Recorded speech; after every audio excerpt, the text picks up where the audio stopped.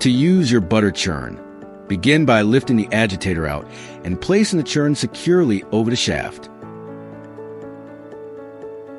We recommend using Mason brand jars for best results. Fill each jar no more than halfway to 5/8 full with cream that's between 55 and 65 degrees Fahrenheit. Maintaining the correct temperature is essential for successful churning.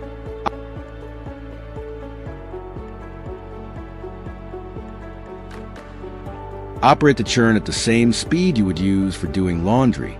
If you're using a double 2-quart churn, always use 2 jars to keep the churn balanced. If you don't have enough cream for both jars, use water or another liquid to balance the weight.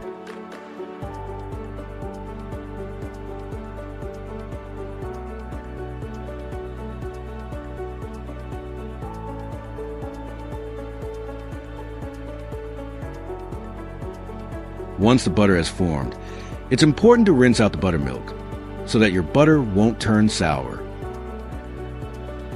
Place the butter in a bowl and rinse with cool water, repeating until the water runs clear. Then, lightly salt the butter to your taste.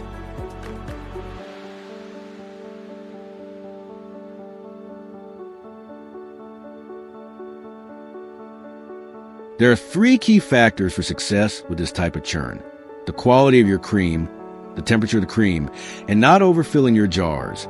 Remember, half to 5/8 full is the maximum. Follow these steps, and you'll be on your way to making fresh, delicious butter at home.